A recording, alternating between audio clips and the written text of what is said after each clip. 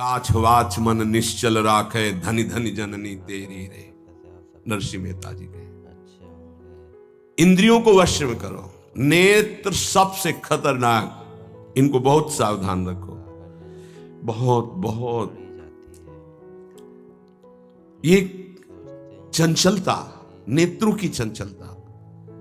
भगवत चर्चा हो रही तो हो सकता है शब्द ना सुन पाओ, लेकिन विषय चर्चा हो रही है तो आप 10-5 हाथ दूर होगे तो भी श्रवणेंद्रिय पकड़ लेगी क्या बातें हो रही। निंदा स्तुति विषय चर्चा।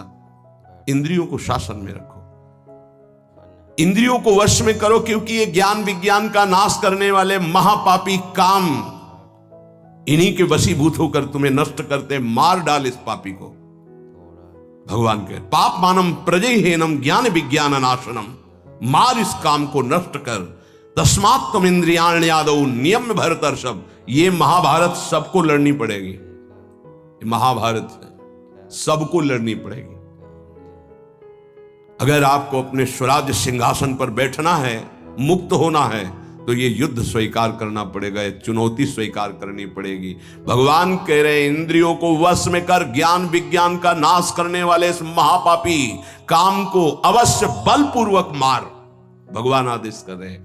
पाप मानम प्रजहीनम ज्ञान विज्ञान नाशनम, तस्मात् तुम इंद्रियाण्यादौ नियम भरतर्षभ। इसलिए पहले इंद्रियों को काबू करो। रसेंद्रिय से शुरू करो, मुख्य द्वार। ये ज्यादा रजोगुणी भोजन पाने पर ये चंचल होती। जब ये चंचल होती तो हर इंद्रियों में चंचलता। इसको संभालो। उचित आहार, सात्विक आहार, कम स्वाद वाला आहार, बच जाओगे। ज्यादा स्वादिष्ट पाने की कोशिश मत करो। अगर रसेंद्रिय स्वाद नहीं छोड़ पाए तो जनेंद्रिय का स्वाद छोड़ पाना बड़ा कठिन हो जाएगा। इंद्रियों को विषयों में संयोग मत होने दो। भोग बुद्धि से प्रवृत्त ना करो। केवल जीवन निर्वाह बुद्धि से प्राण पोषण के लिए पहले यहीं से शुरुआत करो, रसेंद्रिय से। प्राण पोषण के लिए अन्न जा रहा है, स्वाद के लिए नहीं। आप नहीं हो भोक्ता, ये रसेंद्रिय का है। इतनी जबान में रखी गई पूरी बात। यहां के नीचे कोई मतलब नहीं है क्या जा रहा है, इससे यहां कोई स्वाद नहीं। बस ये 2 अंगुल 3 अंगुल का खेल है। इसे क्या गुलाब जामुन है या क्या, बस ये जहां अंदर गए ना तो फिर और कुछ मांगे होने लगेंगी। रसेंद्रिय से स्वाद। अब अगर जरा सा नमक कम हुआ तो हल्ला मचाने लगे, नमक लाओ थोड़ा कम है। भैया किसके लिए स्वाद बना। कभी कभी तो मनाओ कि नमक डालना भूल जाए, फिर देखे कैसा लगता है। कभी कभी बिना स्वाद के भी भोजन पाना चाहिए। हाँ, ऐसा करो, मन चंचलता रहित हो जाए। इसके लिए सात्विक भोजन करो। अच्छे अच्छे पदार्थ इसको दिखा दो। हाँ, जैसे आज साधु सेवा भंडारा ऐसे जैसे होता है, कभी ऐसा उत्सव आदि में दिखा गुलाब जामुन। जब परोसने आवे तो क्यों आज थोड़ा उधर बस दिखा, और वो चले गए। हाँ बोल दो अंदर। हाँ, गरम गरम धुआं उठता हुआ समोसा, हरी चटनी, लाल चटनी और वो सेवई नमक वाली। हाँ ऐसे। अब ये खा के तुम ध्यान करोगे किसका? अब ये निर्णय तुम करो। ये चीजें खा के तुम ध्यान करोगे, प्रभु का तो ध्यान होने वाला नहीं। सात्विक भोजन पाने से हमारे अंदर भजन की वृत्ति बढ़ती है, और रजोगुणी तमोगुणी भोजन पाने से भोग वासना बढ़ती है, निद्रा प्रमाद स्थिति आती है। बिल्कुल सच्ची बात समझो, ये 3 गुणों से हर सामग्री बनी हुई। इसलिए संतों ने निर्णय किया आप ये पा सकते हैं, ये पा सकते हैं, ये पा सकते हैं। खूब अनुभूति विषय है, इसलिए मना किया गया। आप ये नहीं पाएंगे। क्यों नहीं? भगवान ने तो सब कुछ बनाया है पाने के लिए, तो पाने के लिए भी बनाया है, तो फिर और व्यवस्था भी भगवान ने बनाई है। रो रो नरक, अंधतामिस्त नरक, ये भी भगवान ने बनाए हैं, तो इनका भी स्वाद आप लीजिए। सावधान, शतोगुणी भोजन संयम पूर्वक पाइए, नाम जप करते हुए, और इतना कि बस लगे कि हाँ, थोड़ा वजन लगने लगे कि हाँ हो गया, बंद कर दो। शाम के फिर पा गए ना कोई। तुम्हें तो ये है नहीं कि पता नहीं मिले कि ना मिले, कै दिन मिले कै दिन ना मिले। उसमें होता है कि अब जो मिला है डाल लो, पता नहीं कई दिन बाद मिले। तो आप लोगों को तो एक मिलता है तो संयम में, आपके पास व्यवस्था श्री जी ने सबकी कर दी, तो संयम से आहार, और अच्छे पदार्थ ना लो तो अच्छा है, अगर लो तो बहुत कम लो, थोड़ा। खीर हटाओ और सब कुछ अब पीने दो, तो वो मन, खीर में नुकसान नहीं है, गुलाब जामुन में नुकसान नहीं, वो जो मन को बढ़ावा मिला रसेंद्री के द्वारा, अब वो इतने में तृप्त नहीं रहेगा, वो और इंद्री को लेकर के भ्रमण करवाएगा हमको। और जब इसको मारना, जैसे मन हमसे गलती करवा देता है तो क्या खाओ गाल में मारो, तो त्वगेंद्री पिट रही, उससे क्या होना है। इसको कैसे मारा जाए, इसको ऐसे मारा जाता है, ऐसे जैसे गुलाब जामुन, भैया आज हमारा पेट दर्द कर रहा है, वो कहेगा नहीं, कहो नहीं नहीं बिल्कुल नहीं कहेंगे, वो जो मन को पीड़ा हो रही, अब वो पिटाई हो रही, साधक मन को बहुत दुलार करता, पीट नहीं पाता, ए इसको पीटना सीखो, बहुत जल्दी ठीक हो जाएगा। ये कहता है आज ये देख ले, हाँ हाँ बढ़िया है, चलो चतुरासी जी शुरू करते हैं। वो कहेगा नहीं नहीं चतुरासी जी शुरू कर, उसको मारना है तो उसके विपरीत चलना पड़ेगा। साधक से गलती होती, मन को मारना है और वो मारता और किसी को है, आज ये नहीं कहे, आज ये नहीं, आज ऐसे नहीं, आज अच्छा। मान लो आप परिक्रमा दे आए तो शरीर को पीड़ा पहुंच रही, मन को कोई फर्क नहीं पड़ रहा, मन जिसको चाह रहा है वो चीज उसको ना दो तो उसको पीड़ा होती है, और उस पीड़ा को आप अपनी मान लेते हैं, इसलिए दुलार करते हैं। इस रास्ते को समझिए, मन की पिटाई जरूरी है, और ये इतने सुरक्षित रहता है कि इसको दुलार करना होता, पीटना होता नहीं। इसकी पिटाई है कि ये जब जो मांगे आज ऐसे, तो दिखा दिया कि हाँ देखो ये है, मिलेगा नहीं तुम्हें पाने को, वो जलन पैदा करेगा। 5 मिनट का चांस है, 1-2 बार केवल आएगा ये कि गुलाब जामुन गुलाब जामुन, फिर बाद में तो मिलना, और रोज कौन मिलता है। हाँ नहीं कोई बात नहीं है, धैर्य रखिए। और अगर वहां सब कुछ बना हुआ साथ में केवल खिचड़ी, तो खिचड़ी परोसा लीजिए, वो जलेगा, आप देख लेना वो जलेगा। ऐसा क्यों कर रहे हो, इसलिए कर रहे हैं कि हमें श्री जी चाहिए, बदमाश तुझे हम जो दे फिर इसके बाद हमसे और मांग करेगा। संतों ने इसको ऐसे बस में किया है, बहुत कठिन, बहुत कठिन है। अगर सामने से मिठाई प्रिय है और वो निकल जाए, आप परोसाओ ना, तो आप देख लो कामा संजायते क्रोधा, भौं चढ़ जाएगी अपने आप से। कितनी बड़ी चूक हो रही है। परम पद फीका लगेगा, गुलाब जामुन मीठा लगेगा, ये बहुत बेईमान है। आप इस बात से मतलब सावधान रहें कि इसकी चाल में ना फंसे, इसकी पिटाई जरूर करनी है। मन कहां से पीटा जाता है, इसकी मांग को ना कर दो, बस इसकी पिटाई शुरू हो गई। ये कह रहा है ये चाहिए, उसके विपरीत नहीं, अब वो जलेगा, जलेगा, पवित्र हो जाएगा। और उसने मांगा वो आपने दे दिया, अब वो और मांग रख देगा, वो आपको परेशान कर। तस्मात् त्वमिन्द्रियाण्यादौ नियम्य भरतर्षभ। हे अर्जुन, ये राग पूर्वक जब किसी वस्तु को पाता है। अच्छा और दूसरा उपाय, गुलाब जामुन पाना है, या 5 गुलाब जामुन देना, थोड़ा नमक ले आना, और वो कहेगा नहीं नहीं नमक, गुलाब जामुन पाना, मिला लिया, अच्छे से नमक मिला लिया, गुलाब नहीं नहीं पाओ ना गुलाब जामुन। ये उसकी मार है, पर ऐसा साधक मारना नहीं चाहता। सब्जी साइड में करके एकदम दो नामे अलग, रस सहित जे भी ऐसे किया, पूरा फूटा मुंह में। तो अब वो मन का पोषण हो रहा है, हर वस्तु का ऐसे ही, हर विषय का से ऐसे ही है। तो अब अपने लोग मन को तो समझ नहीं पा रहे, उसको पीट नहीं पा रहे, वो हमको फंसा के पीटता चला जा रहा है। बहुत पीटता है, देख लो बहुत पीटता है मन, बहुत इसकी पिटाई चाहिए। कोई गुरु कृपा पात्र इसको पीटना शुरू करता है, यही उसकी पिटाई है कि इसके विपरीत चलो, जो मांग इसकी हो रही है उसके विपरीत चलो। जैसे बहुत बढ़िया स्वादिष्ट सब्जी बनी है, अब उस खीर भी परोसी गई, तो खीर और सब्जी दोनों को मिला दो, ना सब्जी का स्वाद ना खीर का स्वाद, 2 रोटी 3, वो जलेगा कि यार तुम कैसा क्यों कर रहे हो, बस तुम कर लो ऐसा, तो रसेंद्री ठीक हुई तो सब ठीक हो जाएगा। शास्त्रों में वर्णन किया गया धैर्यवान वही है जो रसेंद्री और जनेंद्री को, बस 2 इंद्रियों की चर्चा हुई और तो सब अपने आप हो जाएंगी। और रसेंद्री प्रधान, रसेंद्री ना हुई तो फिर आगे जो राग पूर्वक भोग, कोई भी भोग किया जाए, वो बिल्कुल द्रवित हृदय में छप जाता है, बार बार पीड़ा पहुंचाता है, ना चाहते हुए भी साधक का पतन कर देता है। यही है, ना चाहते हुए पाप कौन करवाता है। आहार का बहुत बड़ा फर्क पड़ता है। अगर हम आहार पर संयम कर लें तो निश्चित काम पर विजय प्राप्त की जा सकती है।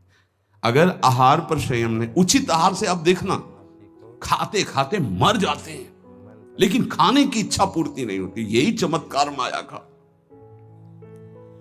2 रोटी डाल लो फिर भजन देखो कैसा होता है, देख लो ना आप करके। नहीं, खट्टी डकार आ रही है यहां से, फिर भी शाम के बैठे हैं, आलू का पराठा और चटनी ये और वो, फिर जाके पचाने में पूरी ताकत। भजन कैसे करोगे? थोड़ा भोजन करो, खाते खाते मर गए यार। आज यहाँ का, कल वहां का, परसों यहाँ का, संसारी पुरुष इसी में लगे रहते हैं। सुनो, उतना डालो जितना प्राण पोषण के लिए। कभी ऐसा देखो कि पेट में वजन ना आने पावे। अगर आपको भजन बढ़ाना है तो पेट में वजन ना आने पावे। ऐसे जब बैठो और भोजन शुरू करो, जहां लगने लगे कि पेट में कुछ आ, वहीं बंद कर दो। और एक दिन का अभ्यास निर्णय करो कि 2 रोटी इतना इतना इतना हो, उतना ही। ये बार बार बांटना और बार बार पाना ये साधकों के लिए ठीक नहीं है।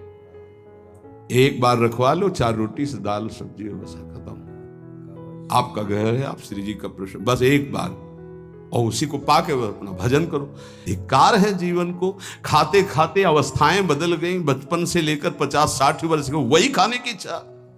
कभी तो थोड़ा मन वही फंसाए है, मृत्यु आ जाएगी फिर भी खाने से तृप्ति नहीं होगी। एक बार इस रसेंद्री को काबू में किया जाए। भोजन पर सावधान, थोड़ा अल्पाहार, इतना जिससे हमारे प्राणों का पोषण हो जाए, सब ठीक हो जाएगा। आप देख लेना, अल्पाहार। अगर भोजन सुधार नहीं होगा तो फिर भजन में सुधार नहीं होगा। भोजन बहुत प्राण शक्ति प्रबल है आपकी, ऐसे नहीं निकल जाएगी। बहुत प्राण शक्ति बलवान होती है। वायु, अन्न, जल उचित चला गया तो खूब साधना बनेगी। इसलिए कोई भी वस्तु राग पूर्वक सेवन न की जाए। ये ज्ञान मार्ग, भक्ति मार्ग, जो मार्ग के उपासक, उनको इस बात पर विशेष ध्यान रखना, चाहे गृहस्थ हो चाहे विरक्त हो। शास्त्र के अनुसार कर्तव्य कर्म होने चाहिए और राग रहित आहार विहार होना चाहिए। पूज्य श्री पंडित गया प्रसाद जी के शिष्य मास्टर बाबा, उनके पास जितने साधक रहते थे तो उनकी सब्जी में नमक नहीं, खीर में चीनी नहीं, ऐसे ही उल्टा सीधा बनता था। तो जानते हो कैसे साधक रहते थे? 2-4, जब दंडवती परिक्रमा लगा रहे थे तब वहां गए थे 2-4 साधक। जब शाम के मिला ना तो वहां कुछ पकड़ में नहीं था कि रोटी से सब्जी पाओ तो कुछ पकड़ में आवे, या दूध और चावल मिला के रखा गया तो कुछ पकड़ में, कुछ पकड़, न मीठा न खट्टा न नमकीन न कुछ। भगवत धाम को प्राप्त हो चुके हैं, बहुत अच्छे महात्मा थे पूज्य श्री मास्टर बाबा जी। ये बड़े बड़े महापुरुष ऐसी चाल क्यों चलते हैं? क्योंकि वो अपनी इंद्रियों को काबू में रखना साधकों को सिखाते हैं। काम को मारने के लिए सबसे पहले इंद्रियों का नियमन करने को श्री भगवान कह रहे हैं। तस्मात् तुम इंद्रियाण यादव नियम में भरतर्षभ, इनको पहले कंट्रोल में करो। कान से भगवत वार्ता, अच्छी वार्ता सुनो। नेत्रों से अगर कहीं एक बार कोई ऐसा दृश्य उपस्थित हो जाए प्रकृति में तो प्रणाम करके दोबारा नेत्र मत पहुंचाओ। जहां आकर्षण हो वहां बार बार नेत्र मत पहुंचाओ। वाणी से कभी अश्लील संभाषण, गंदी बातें मत करो। खान पान संभालो, इंद्रियों को संभालो, ठीक हो जाएगा। जब तक साधक इंद्रियों को संभालता नहीं तब तक उसकी दृष्टि भगवान की तरफ न रहकर भोगों की तरफ होगी। आज ये बनेगा, अच्छा, और पहले ही से संकल्प मन बना लिए इस में तो ये ज्यादा नहीं। तो ऐसा है कि आप जो चाहो जितना ले सकते हो। हाँ, खुली छूट है। इंतजार हो रहा कब वो 11 बजे, कब 12 बजे। ये संकल्प विकल्प को मारना है। कभी कभी ऐसा कर लिया करो, ज्यादा मन तैयार हो गया ना कि आज तो उत्सव है, बहुत गोल कर दिया, आज उपवास करेंगे। सब मत करना, नहीं तो गड़बड़ हो जाएगा। अलग अलग उत्सव में 1-1, 2-2 आज नहीं पाएंगे, आज भूखे रह करके रहे। फिर आप देखो जो आपको मन जलन पहुंचाएगा वही मन को अधीन करने के बिना इसके अधीन नहीं होने वाला। ये भी बात समझ लीजिए, यहीं से अधीन किया जाता है। जैसे अपने लोग अब सावन भर केवल गंगा जल पीकर रहेंगे, जो भगवान शिव की उपासना, गंगा किनारे सावन खूब आराम से। 2-4-5 दिन शिथिलता होती है, इसके बाद वो शरीर उसी ढांचे में ढलने लगता है। और गंगा जी में सब सामर्थ्य विराजमान है। सही, कभी हम अपने शरीर को शक्तिहीन अनुभव नहीं किया। गंगा जल में इतना पावर विराजमान है, ऐसे पदार्थ विराजमान है। उस समय जब गंगा जल ही केवल बहुत सामर्थ्य उसमें, कभी ऐसा नहीं लगा। जब गंगा जल पीते थे तो लगता साक्षात माँ का दूध पी रहे हैं। एक विशाल अंदर से उत्साह प्रकट होता था। 2-4 दिन के बाद शिथिलता खत्म हो जाती है और वो शरीर पचाने लगता है। जो अन्न की मांग करता है वो धीरे धीरे शांत होने लगता है। मनुष्य की प्रवृत्ति इंद्रियों की मांग को पूरी करने में है। आज तो घर में नहीं, आज चलते हैं होटल में खाएंगे, यहाँ के नहीं, गाड़ी में बैठे आज छठी करा वाले होटल, ये क्या है आज वहां, ये है क्या? अरे बोले जिंदगी का यही तो लाभ है। तो भैया ये जिंदगी का लाभ नहीं है, ये जिंदगी के लाभ को नष्ट करने वाली हानि है। शतोगुणी सात्विक भोजन बना के भगवान को अर्पित करके प्राणों का पोषण करो। वहां जा करके कौन किस भाव से बना रहा है, कैसी अपवित्रता या पवित्रता है, बहुत सावधान। सबसे पहले काम इंद्रियों को फंसाता है, जिससे उसमें विषय की कामना होती, फिर काम मन को अधीन करता है, फिर बुद्धि को अधीन करता है, और ये सब 1 सेकंड के कम हिस्से में हो जाएगा। एकदम फैल गया कि तुम्हें विचार करने का अवसर नहीं मिला। परंतु जो साधक इंद्रियों की कामनाओं में ही ब्रेक लगा दिया, भगवान कह रहे हैं वो भावपूर्वक कर्तव्य का चिंतन करता है, नहीं, ऐसे साधक को शीघ्र भगवत प्राप्ति हो जाती है। ध्यान दीजिए, सबसे पहले इंद्रियों में ही काम पैदा होता है और विषय आकर्षण करता है।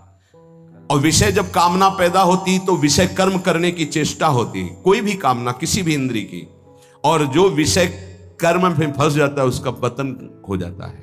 और जो उपासक इंद्रियों की चाह को, कामना को पूर्ण नहीं होने देता, वो उसको कर्तव्य का बोध होता रहता है। जो अपने कर्तव्य का बोध करता है, मेरा कर्तव्य क्या है, वो शीघ्र ही अपना उद्धार करने में समर्थ हो जाता है, भगवत प्राप्त हो जाता है।